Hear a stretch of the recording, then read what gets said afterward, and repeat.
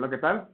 Mi nombre es Rodrigo Matandrade, soy médico residente de la especialidad de otorrinolaringología y cirugía de cabeza y cuello. En esta ocasión, el tema que vamos a abordar es el manejo de vía aérea avanzado, de una forma muy simple, muy somera, pero muy útil para nuestra labor como médicos. Pues bueno, hay unas preguntitas que en la posterioridad pues podemos revisar para poder darle un poquito de mejor enfoque a este tema.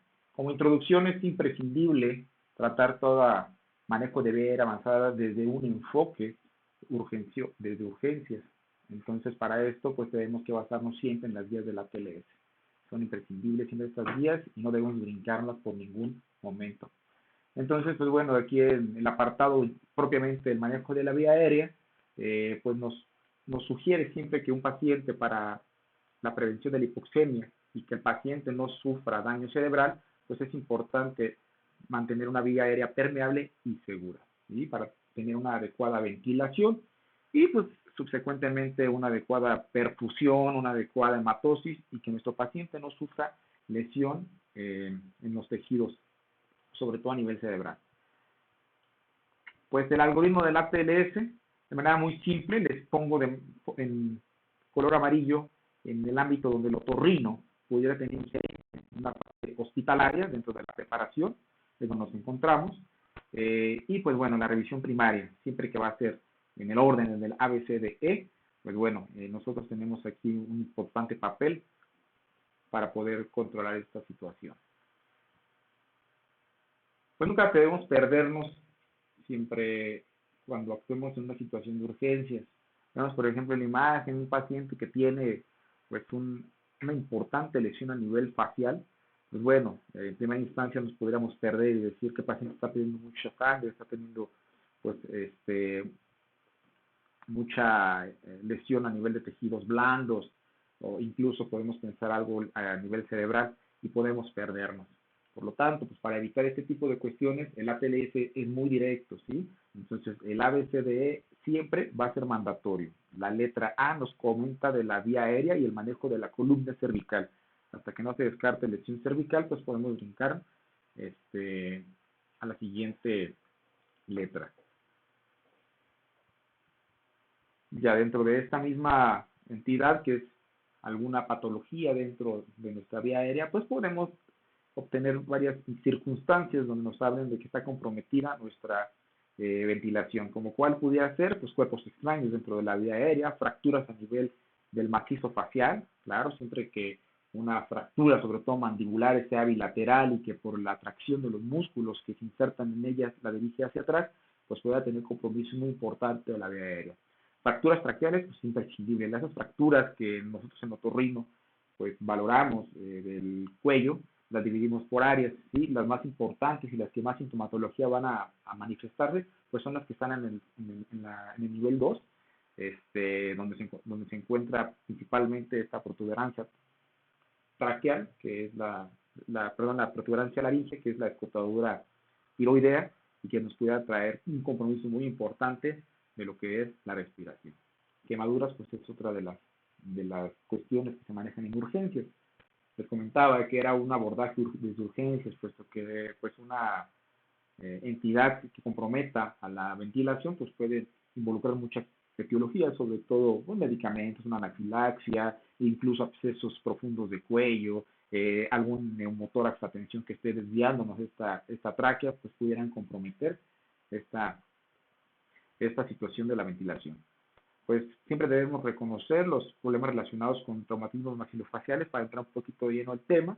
La inspección física pues va a ser mandatoria. Si el paciente está inconsciente, pues bueno, lo que podemos rescatar de la sola exploración física es importantísima. Ver los signos de fractura de base anterior del cráneo, los signos de mapache, el hematoma periorbitario que pudiera tener, el telecanto, asimetría facial, incluso si el paciente no lo permite, pues evaluar el glabio que tiene, valorar la oclusión dental, importante, si hay crepitación o no hay crepitación, si pudiéramos tener algún enfisema subcutáneo, pues lo pudiéramos detectar en este apartado, ¿sí? De nuestra valoración inicial. Entonces, cobran importancia las fracturas de maxilofaciales, puesto que como les había comentado en un principio, a veces las fracturas que más adelante pudiéramos tomar como no favorables, que son las que desplazan los segmentos óseos, pudieran tener un compromiso en la vía respiratoria. Otro de las entidades muy conocidas pues son los traumatismos cervicales. Ya les había comentado que nosotros valoramos estos traumas dependiendo de la zona, la zona 1, que involucra desde las clavículas hasta el borde inferior del cricoides, la zona 2, que va desde el cricoides hasta el ángulo de la mandíbula, el gonion, y la zona 3, que va desde el gonion hasta la base cráneo. Entonces, las más importantes siempre van a ser la zona 2, aparte por etiología, estadísticamente, pues van a ser las más significativas y las más importantes.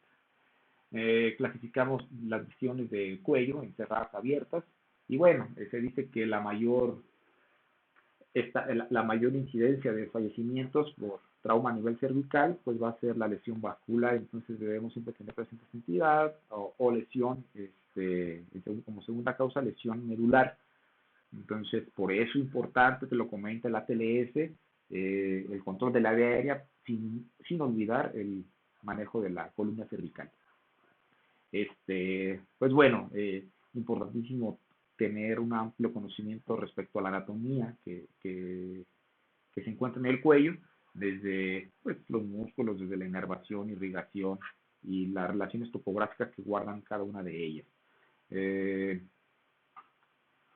Trauma laringio. Bueno, desde las antiguas descripciones, desde la clasificación de Schaufer, pues nos hablaba de cómo tratar este tipo de lesiones a nivel laringio.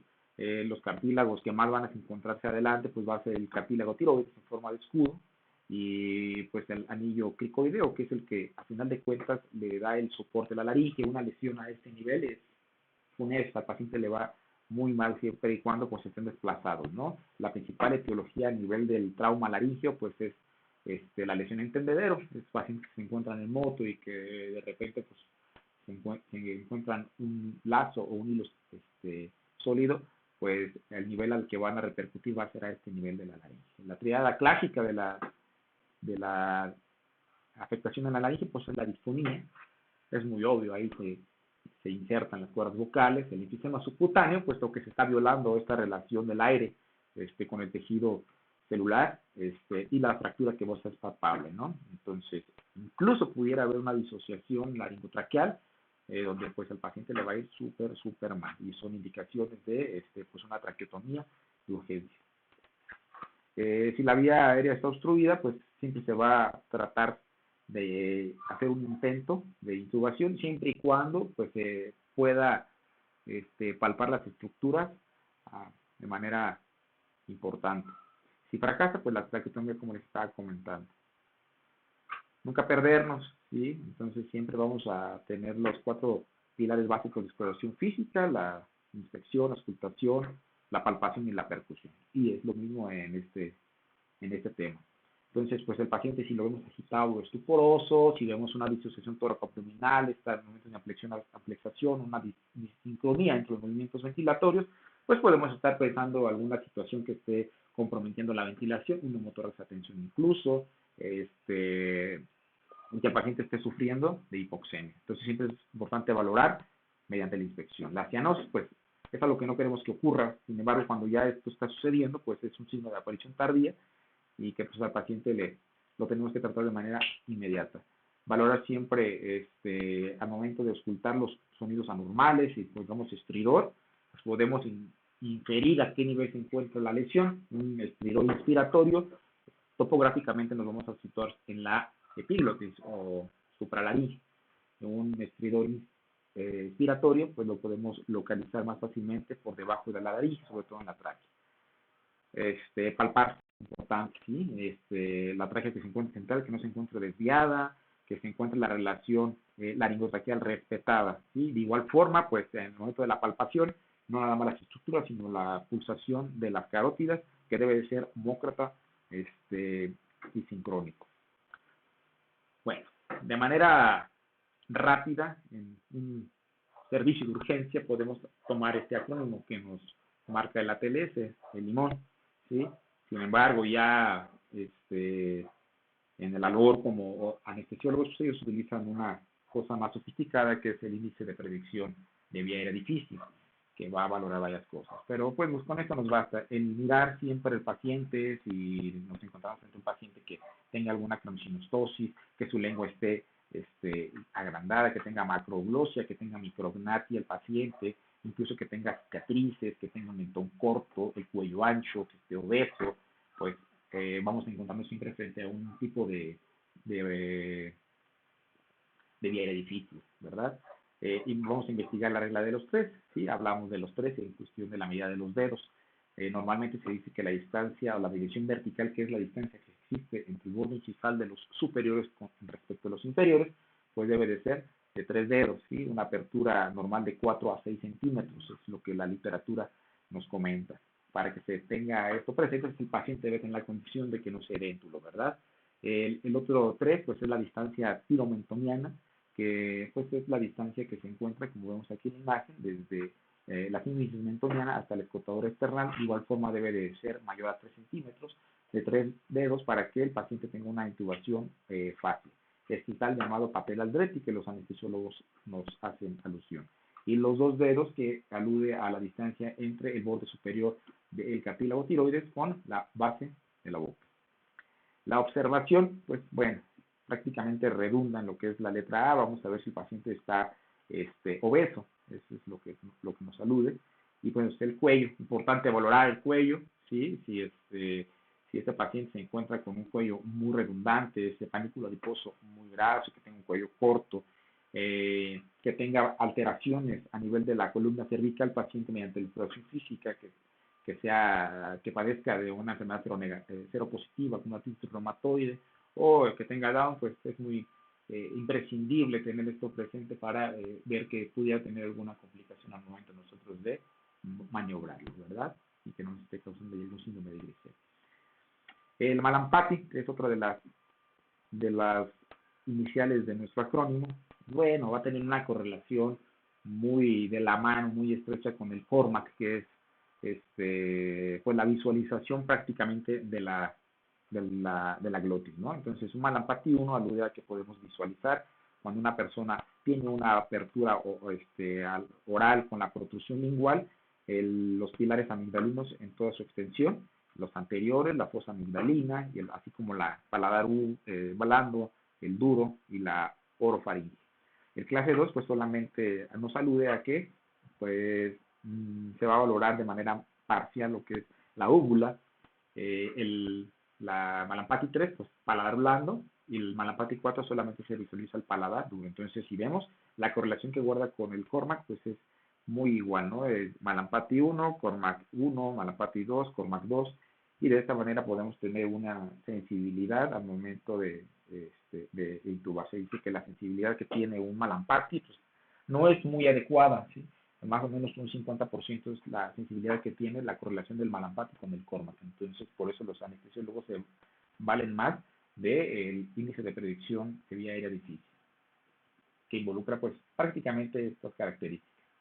A nivel del cuello, pues como comentamos, lo que es el panículo adiposo, y si el paciente tiene dolor o limitación a la látero movilización, pues bueno, pensar que el paciente estuviera cursando con algún absceso ahí de la región amigdalina, un absceso periamigdalino, donde las células de Weber pues se vean afectadas, ¿no? Y nos estén causando esta entidad que pudiera poner en peligro su vida.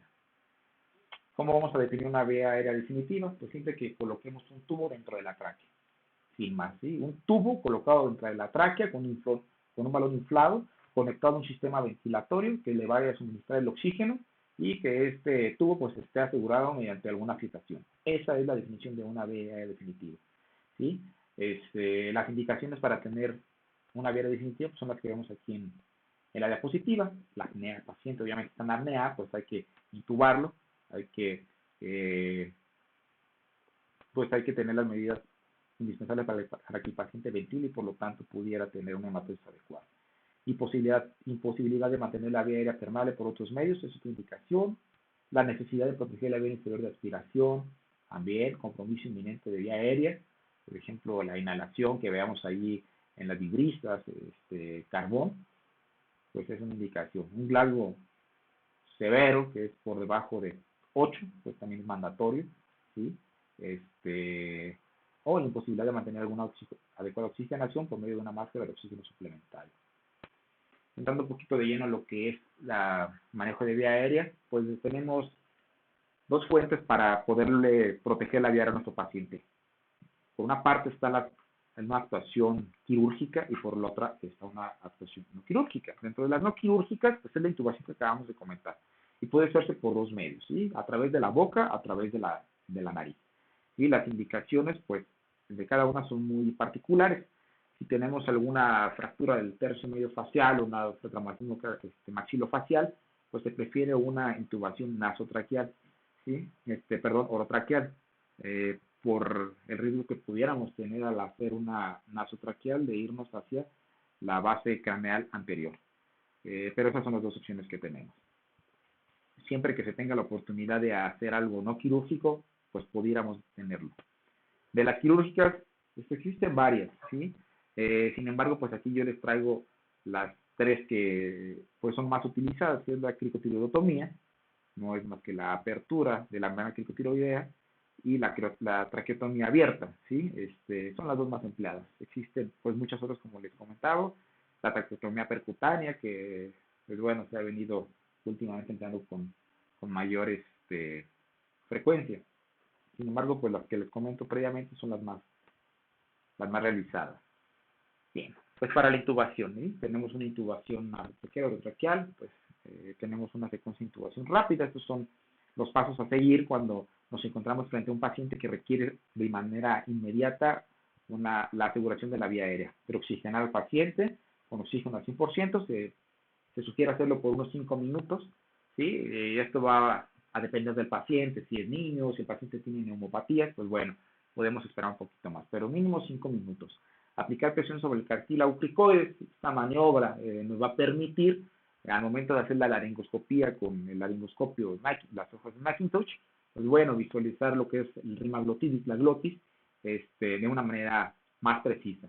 Esta maniobra que es la de Selig, pues bueno, nos habla de que tenemos de hacer presión sobre la prominencia laringea hacia atrás, hacia la derecha y hacia arriba. De esta forma, pues nuestra glotis va a tener una mejor visualización al momento de hacer la laringoscopía. Administrar un inductor, puede ser el midazolam a 0.1 o 0.4 miligramos por kilogramo, o fentanil, como ven ahí la dosis de 1 a 2 miligramos por kilogramo. ¿Vale? Administrar un relajante muscular. En este caso, pues lo que viene en la TLS nos habla de un despolarizante, como es la succinilcolina, a esas dosis como lo están viendo. Cuando el paciente pues haya ya relajado, que aproximadamente la forma de actuar es rápida, menos de un minuto, pues vamos a proceder a realizar la intubación. Inflamos el balón. Esto ya es muy importante, ¿sí? Normalmente pues debemos tener conocimiento respecto a la presión que van a manejarse en las arterias, en las venas y en los linfáticos a nivel del cuello, ¿sí? No podemos causarle al paciente mucha isquemia, pues el riesgo de causarle una estenosis o alguna secuela, algún tejido fibroso es muy alto. Entonces, debemos de inflar a nuestro balón con los centímetros necesarios para que nuestro paciente no fugue. Fijamos el tubo y ventilamos al paciente. Dentro de las quirúrgicas, pues tenemos la cricotiroidotomía y la traqueotomía. Para hablarles ya de manera precisa de estas dos grandes técnicas en otorrino, que sí nos importa y nos compete de manera preponderante, pues debemos tener un amplio conocimiento de la vía respiratoria. Sabemos pues que va desde la nariz, ¿sí? Hasta pues prácticamente los pulmones, ¿sí? Se divide de forma arbitraria en una vía respiratoria superior hasta una vía respiratoria inferior, teniendo como un nadir lo que es la carina traqueal, que se encuentra a nivel de 4, sin olvidarnos de ello. La vía aérea respiratoria superior, para su estudio la dividimos en una nasofaringe, oro y laringofaringe. Entonces, teniendo como límite pues la base de cráneo en la cavidad del cabo faríngeo y borde inferior del cartílago del ioides, así como del ioides hacia el borde inferior del cricoides, tenemos la orofaringe y la laringofaringe pues, por debajo de ella. Entonces, ¿cuál va a ser el fundamento de todo este tracto respiratorio? Pues permitirle la entrada de aire desde un medio externo hasta la llegada a nuestro a nuestra unidad alveolo capilar para que la hematosis se lleve a cabo. Entonces, ese es el fundamento. Y para que esta condición se geste, es decir, la hematosis, pues debe de estar permeable. Cualquier alteración anatómica, orgánica, pudiera comprometernos esta fisiología importante. Entonces, de manera a repetición, vemos cómo la vía aérea empieza en la nariz y pues que este aire debe atravesar ciertas estructuras, tiene que vencer la resistencia que le está ofertando para que pueda llegar hasta los pulmones. Como en la nariz tenemos las turbinas, el septum, y bueno, toda la musculatura que puede ser implicada. Otro diagrama, otro esquema para ver la rino, la oro, la laringofaringe y sus límites. Esta faringe, pues, a manera de estructural cónica, está conformada por tres músculos, que es el constrictor superior, medio e inferior de la faringe, ¿sale?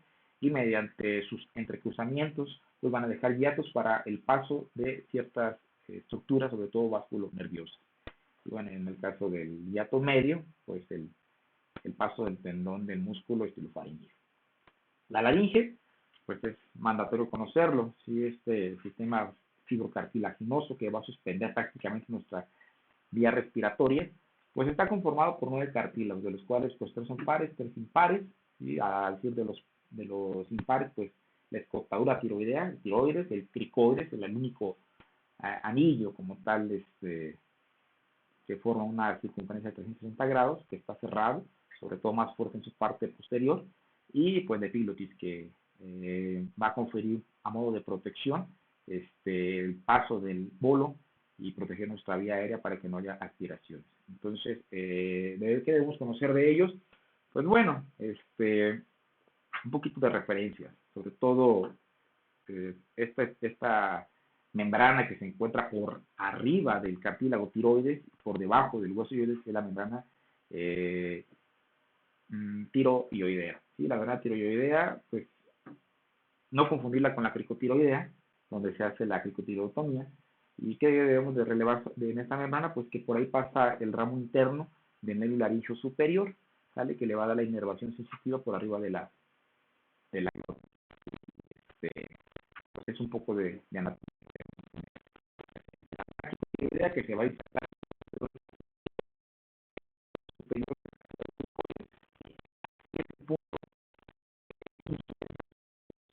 acto quirúrgico, que es la cricotirotomía, que guarda nuestra glándula tiroides. ¿Sí? Vamos a la glándula tiroides en el tercer o cuarto anillo traqueal, en un 30-40% podemos encontrarnos a nivel del anillo cricoideo, lo que es la pirámide de Lalloway o la pirámide tiroidea, del istmo tiroideo, que no es más que un vestigio del conducto tirogloso, a manera de descenso embriológicamente de nuestra glándula, hasta su posición normal. Bueno, de los músculos intrínsecos de la laringe, sí es importante que los tengamos en cuenta, puesto que a veces en el trauma laringeo, pues bueno, se ven violados, ¿sí? Se ven lesionados y son la causa, pues, del estridor o del compromiso aéreo. Acuérdense que la laringe tiene 4 funciones importantes, de las cuales, pues, una de ellas es la que estamos abordando, que es la protección de la vía aérea, mantener esta oxigenación. Pues ahí los vemos. A relevar de esta diapositiva, pues que el músculo único que es abductor es el cricotiroideo posterior, y el único cricoaritenoideo, perdón, y el único que es inervado por el nervio laringio superior es el cricotiroideo, ¿sí? Que va a tener una función de elevar nuestra laringe.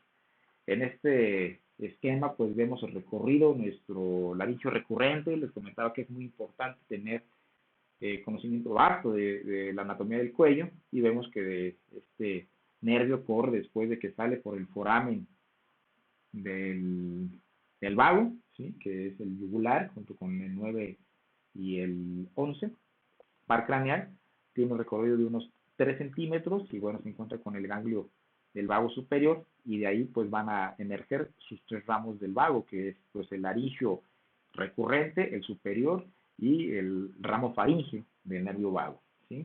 Entonces el recorrido que tiene nuestro nervio laringio recurrente, pues se llama recurrente precisamente porque va a pasar, ¿sí? Del lado derecho sobre la arteria subclavia, y del lado derecho a nivel del ligamento arterioso del nuestro callado aórtico, y para después recurrir o ascender por el surco traqueosofágico y dirigirse hacia la articulación cricotiroidea y penetrar hacia la laringe y inervar estos músculos intrínsecos que ya comentamos.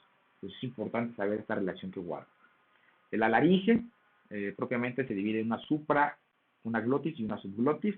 Vemos ahí los límites de manera esquemática. ¿Qué debemos conocer también? Los músculos que se encuentran debajo de nuestra piel. ¿Sí? Estos músculos extrínsecos que están cubriendo a nuestra laringe, pues los vamos a dividir de forma topográfica por los que se encuentran arriba del hyoides y por los que se encuentran abajo del hyoides. Para no olvidarnos, la mnemotécnica típica que nos enseñaron en nuestras clases de anatomía, ¿sí? Que es el digastrocnemius general o el 10.000 genes, como le quieran ver, pues nos saluda a estos músculos y sobre todo tenerlos siempre presentes, ¿no? El digástrico, genioideo, milioideo, estiloideo, con sus respectivas inervaciones sin olvidarlas, claro. El miembro anterior del digástrico junto con el milioideo pues están inervados por el nervio trigémino. El estiloideo, así como el diente posterior del digástrico, pues por el facial, ¿vale? No olvidarnos de esta referencia.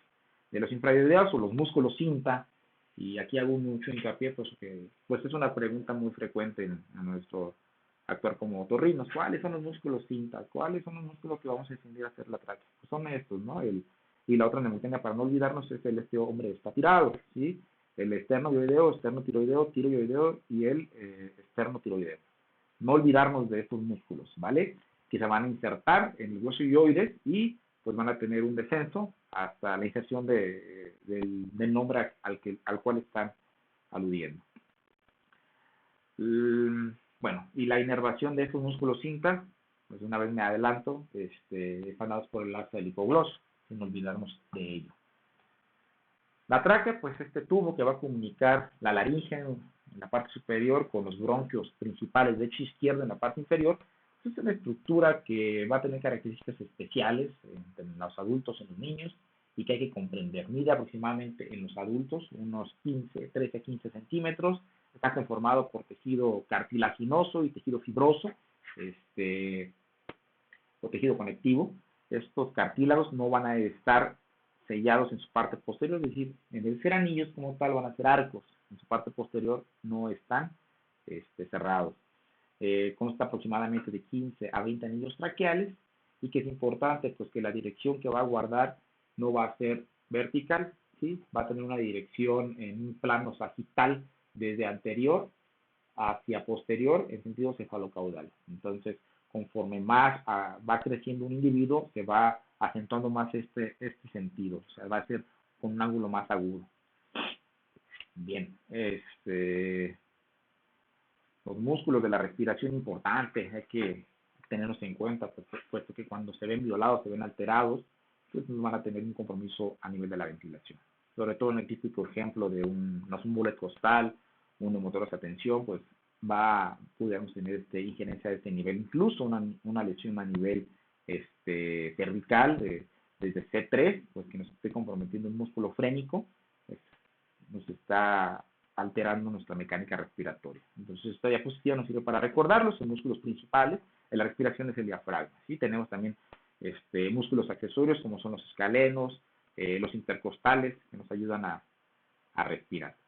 En el lado derecho tenemos la inervación del plexo que nos da el plexo cervical. El plexo cervical se va a definir en uno superficial y en uno profundo.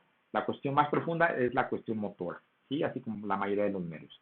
La cuestión más superficial nos va a dar la sensibilidad, ¿sí? Entonces, dentro de la porción profunda que nos da la parte motora, pues se confiere desde C1 hasta C4, ¿sí? Y aquí me ejemplifico. Vean cómo el asa del hipogloso, ¿sí? Nos va a conferir la inervación hacia los músculos cinta, que ya comentamos. De las arterias que van a suplir la irrigación a nivel cervical, pues prácticamente es la carótida a nivel cervical, pues es la carótida externa, ¿sí? No hay que olvidarnos de ella. La carótida externa pues va a tener un recorrido ascendente hasta dar sus colaterales y sus dos terminales.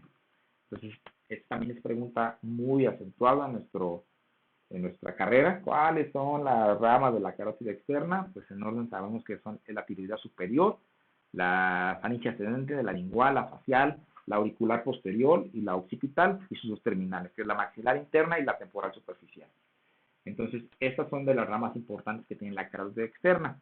No hay que olvidar que también el cuello está suplido por el plexo tirocervical, ¿sí? Así como dijimos que de la carótida externa suplía lo que es la tiroidea superior, que va a irrigar el tercio superior de la tiroides, pues bueno, el tercio inferior pues debe también estar provisto de irrigación. ¿De dónde va a provenir esta irrigación? De la tiroidea inferior, rama del plexo tirocervical, ¿vale? El plexo tirocervical pues nos va a dar esta ramita. Incluso en algunos pacientes la porción media de nuestra tiroides pues, puede emerger una arteria directamente desde nuestras carótidas primitivas, desde la subclavia o desde el callado aórtico, que se llama la arteria denominada de Neubauer, ¿vale? Entonces siempre tenerla presente, puesto que al momento de a veces hacer la incisión a nivel traqueal o hacer nuestra traqueotomía, no la podemos encontrar y es una causa de sangrado muy importante. De las venas, pues bueno, saber que de las que más nos va a importar entonces la traqueotomía, pues son las yugulares anteriores, que ahí se simplifican. Sin olvidar la yugular interna, ¿sí? Que drena al tronco brachiocefálico al lado derecho, a la subclavia izquierda, y estas pues a la vena cava. Siempre hay que tener en cuenta pues, lo siguiente, que el manejo quirúrgico pues, va a ser el punto final de la vía aérea, ¿vale? Siempre que podamos evitar este acto quirúrgico, pues lo debemos tener presente. Un poquito de historia, pues bueno, Chevalier Jackson en 1909, que era un laringólogo de Filadelfia, pues realizó muchas cricotideotomías, lo que le llamó la traqueotomía alta, ¿sí? A causa de la difteria, del Corynebacterium listeria, que recordamos pues que esta bacteria produce muchas sus toxinas y que a final de cuentas van a comprometer a nivel del tracto respiratorio superior por la formación de membranas nuestra ventilación. Sin embargo, ese mismo autor vio que de los pacientes que le hacía la cricotireotomía, muchos de ellos producían estenosis subglótica. ¿Qué quiere decir esto? Pues que es una característica o una secuela si no actuamos de manera temprana para convertir una crico en una tráquea. Ahorita lo vamos a comentar. Las indicaciones de una cricotireotomía, pues es algo de urgencia, ¿sí? Si el paciente se encuentra con una afectación de la ventilación o de una obstrucción de la vía aérea y no existen los medios para que el paciente se lleve a un quirófano para hacer una traqueotomía o si está poniendo en peligro su vida, pues la manera más rápida y accesible va a ser una cricotireotomía. Este procedimiento es bien importante que todos los médicos lo conozcan, no solamente nuestra especialidad, un urgenciólogo, un médico familiar, un médico internista, todas las especialidades, ¿sí? Pues sin embargo, no, nos compete como torneos pues, conocer de manera precisa todo el procedimiento y el abordaje que se debe tener. Entonces, las indicaciones, pues una falla para intubar por vía aérea o nasal, ¿sí? Que el paciente esté teniendo apnea, que esté saturando, que se nos esté yendo el paciente, ¿sale? ¿Cuáles son las contraindicaciones absolutas? Realmente no existen, ¿sí? Pudiéramos tener algunas relativas, sobre todo en niños, ¿sí? Menores de 10 años, pues se prefiere no hacerlas, ¿sí? Preferiría hacer una traqueotomía. Un trauma severo de cuello con inhabilidad para palpar la referencia anatómica, pues bueno, es lo que yo les decía, un trauma laringe, pues no lo vamos a poder palpar, optamos por hacer una traqueotomía. Hematoma en expansión, no vamos a poder palpar de igual forma, que el paciente tenga alguna enfermedad de la laringe persistente con extensión subglótica, pues tampoco algún tipo de cáncer. Vamos a preferir siempre la traqueotomía de urgencia, incluso con el paciente despierto. Pues una forma fácil para recordar cuando nos encontramos frente a una cricotireotomía difícil, pues es el acrónimo SMART, que pues, nos habla de que alguna cirugía reciente haya tenido nuestro paciente, alguna masa a nivel cervical, hematoma, absceso, otro tipo de masas, que el paciente sea obeso, que no tenga unas referencias anatómicas importantes, que se haya radiado, incluso que tenga tumoraciones. ¿Qué situaciones puede necesitar cricotireotomía? Las que ya he comentado, ¿sí? Un paciente que se esté fundiendo, que tenga un inminente compromiso de nuestra vía respiratoria, pues lo va a necesitar, claro. Una hemorragia masiva, emesis profusa, trismos, un paciente que tenga afectación del espacio masticatorio, pues es imposible hacer una intubación orotraqueal. Lesiones obstructivas, deformaciones anatómicas, se vio que en un estudio el 32% de las fracturas faciales pues requerían un tipo de cricotiroidectomía. El 32% de las cricos fueron por sangrado o vómito de la vía aérea, el 7% por una obstrucción traumática y el 11% por una intubación fallida. ¿Sí? En este paciente, por ejemplo, que tiene una angina de Ludwig, este paciente con alguna tumoración ahí a nivel de los espacios submentonianos, submandibular y sublingual, pues estamos hablando que un paciente de una intubación difícil, hay que optar normalmente en este tipo de pacientes por una traqueotomía. ¿Cuál es el tiempo máximo para realizar la traqueotomía posterior a una cricotiroidectomía? Es lo que yo les comentaba. Siempre después de que se hace una crico, debemos convertir esa crico en una tráquea, ¿vale? Por el riesgo que conlleva dejar a este paciente con la crico de desarrollar una estenosis subglótica. 72 horas es el tiempo, ¿sale? Antes de este tiempo es lo indicado para realizarla. La técnica para hacerlo, sin hacer más rollos, pues bueno, una vez que conozcamos la anatomía de la región que vamos a abordar, pues vamos a tener este material indispensable, bisturí, las forces de Crillet, el tubo debe ser chico en este caso, por la apertura que vamos a hacer, un 5, una Chili 5, un aporte, el ganchito cricoideo para elevarlo, tijeras y algún dilatador. Entonces procedemos, el paciente con un poquito de hiperextensión si nos lo permite, palpamos la escotadura tiroidea con la mano no dominante, en este caso si es diestro, vemos al paciente que lo está tomando perdón, si es siniestro, lo está tomando con la derecha, con la izquierda. Vamos a inmovilizar la laringe, esta es la maniobra para inmovilizarla y de esta forma realizar con un escalpelo una incisión desde la escotadura tiroidea 5 centímetros en dirección vertical para evitar lesionar los vasos que corren lateral a ellos. Después de eso, pues vamos a proceder con un escalpelo, con un instrumento que tengamos romo, a hacer una incisión vertical sobre la membrana cricotiroidea, ¿sí? Levantar con el ganchito tiroideo para tener una mayor sujeción de las estructuras tiroideas y proceder a dilatar, ¿sí? Con unas pinzas que tengamos, ampliar nuestra cavidad y de esta forma poder meter nuestra cánula, ¿sí? De manera precisa. Después de esto, de que ya la pusimos con la guía, sacamos la guía, instalamos nuestro globo, lo conectamos al sistema de ventilación y nos aseguramos de que esté dando línea. Fijamos nuestra cánula y bueno, los cuidados que debemos tener, pues es prácticamente convertir esta cricotiroidectomía en una traqueotomía antes de las 72 horas.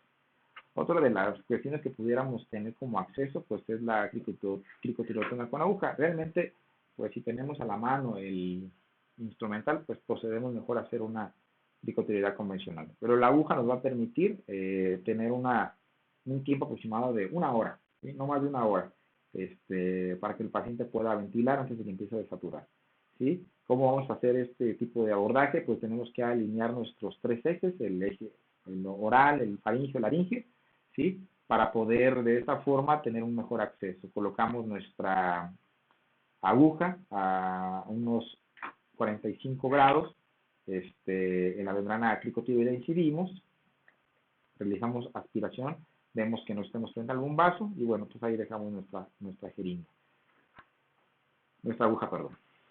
La traqueotomía pues es el abordaje que pues, debemos tener siempre en consideración de manera muy amplia, la anatomía, las indicaciones, todas las cuestiones en relación a ella. Incluso desde la misma definición, traqueotomía y traqueotomía pues, son cuestiones diferentes. La traqueotomía es la apertura que hacemos en la pared, cualquier pared de la tráquea, ¿vale?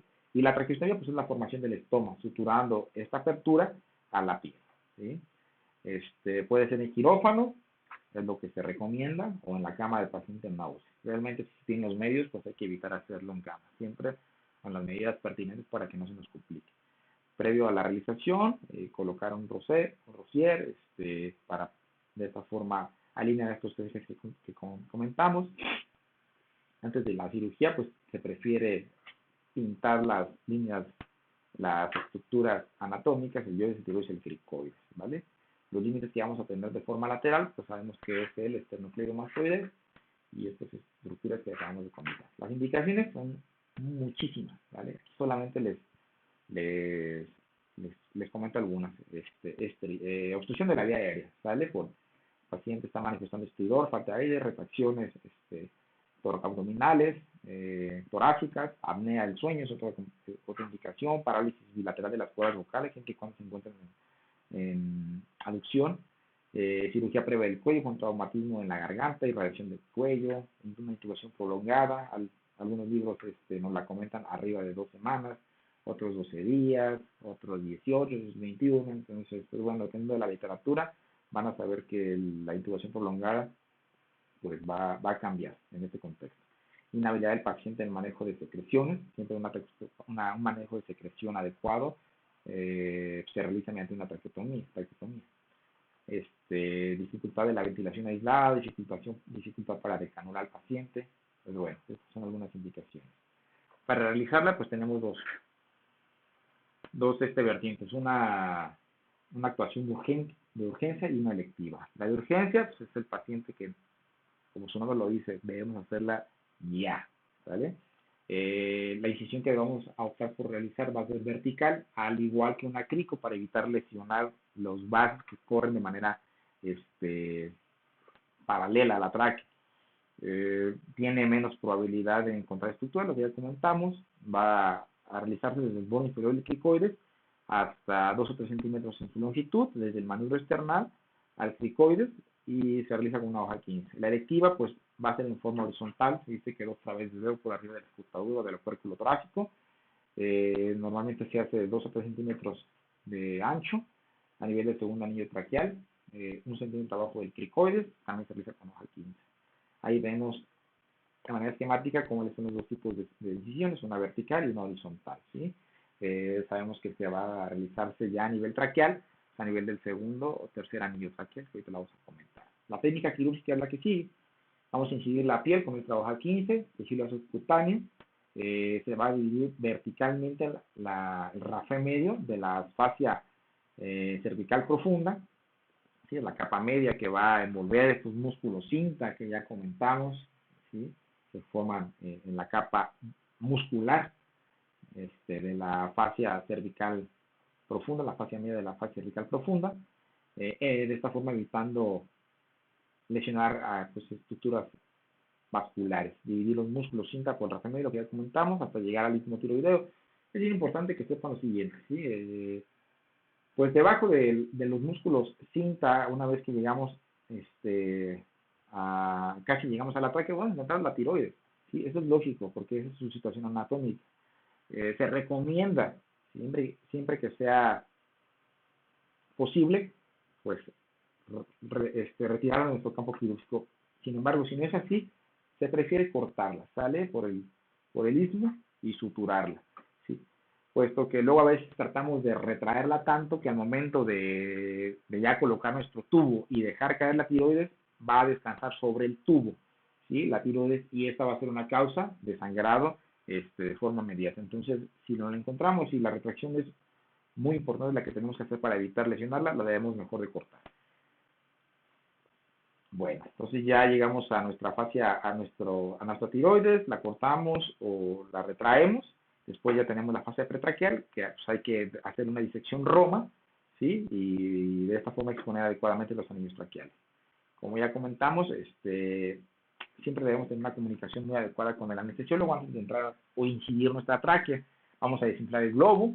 La incisión se va a hacer entre el segundo y el tercer anillo traqueal, como ya comentamos. Hay muchos tipos de incisiones, por ejemplo, en un niño, pues la que se va a preferir es una de forma vertical. Sin embargo, pues se prefiere siempre realizar el colgajo de Bjork, y a forma de una U invertida, ¿sí? A nivel de estos anillos traqueales. No hay que excedernos en realizar una incisión más allá de 2 anillos, pues la incidencia de tener una secuela de una estenosis traqueal es muy alta. Por eso nada más 2 anillos, entre el segundo y el tercero, no más. Entonces vamos retirando ya nuestra cánula, teniendo comunicación con el anestesiólogo, introducimos nuestra cánula con la endocánula, sin olvidar nuestra guía, inflamos el globo, le conectamos al sistema de ventilación, nos aseguramos de que Daily no esté fugando, y bueno, pues ya de esta manera ahora sí nos dirigimos a suturar, a fijar nuestra cánula, ¿sale? Es bien importante que sepan que los tejidos a nivel de la incisión no se van a suturar por el riesgo de un efisema subcutáneo que se haga. Entonces, no suturar, no empaquetar, nada. Por eso es de que nuestra incisión traqueotomía debe ser limpia, ¿sí? Entonces, antes de seguir avanzando en nuestros planos, pues cauterizar o ligar, de preferencia, nuestros vasos para evitar tener sangrado a la posterioridad. De las complicaciones de la traqueotomía, ya para finalizar esta plática, pues las dividimos así de manera su estudio de inmediato, inmediatas y tardías. La causa más común de complicación es el sangrado, ¿sale? Tanto inmediata como inmediata, ¿sí? El sangrado y sobre todo las yugulares, que pueden ser un dolor de cabeza, o las tiroideas, o la inominada de Neubauer, como ya comentamos. Otra complicación, la decanulación de forma inmediata, lesión de estructuras vecinas, el esófago, sin recordarnos, sin olvidarnos de ello, perdón, el nervio laringio recurrente, incluso si nuestra arteria nominal está un poquito alta, nuestra traqueotomía es muy baja, podemos dejarle una laceración y eso pues sí es algo muy catastrófico. El edema pulmonar, pues es otra de las complicaciones, el neumotórax y neumomediastina. Entonces, por ese tipo de complicaciones es imprescindible siempre después de hacer una traqueotomía realizarle por lo menos un control natal de tórax. ¿Sí? Siempre se nos pasa, porque no lo sé, pero lo debemos hacer. De las mediatas, el sangrado, como ya comenté, la oclusión de la cánula por el que no se está lavando. Es importante comentar aquí que la endocánula vamos a tener que lavarla 3 veces al día, ¿sale? Una vez por turno, ¿sí? Y que el globo que tenemos inflado, de igual forma debemos de desinflarlo e inflarlo cada que hacemos este tipo de lavado. ¿Para qué? Pues para favorecer nuestra irrigación y que el paciente no tenga isquemia y no pueda tener riesgo de alguna estenosis. Traqueitis, una sobreinfección, ahí a nivel de la tráquea, pues es otra complicación. Por lo tanto, nuestra cobertura antibiótica debe ser lo más precisa posible. La telectasia, pues bueno, eso en cualquier cirugía es la principal complicación que podemos tener, enfisema subcutáneo. De las tardías, pues la estenosis que ya comentamos, una fístula traqueosofágica, granuloma traqueal y el traqueomalacia. Entonces, pues bueno, ya para finalizar esta plática, el manejo de la vía aérea, como conclusión, pues es una entidad que debemos de tener siempre presente todos los médicos, ¿sí? Todos, debemos saberla manejar, puesto que el paciente, si tiene la complicación de este nivel, pues se nos va a morir. Entonces, pues bueno, espero les haya servido un poco de lo que comentamos y pues nada más. Tengan un excelente día.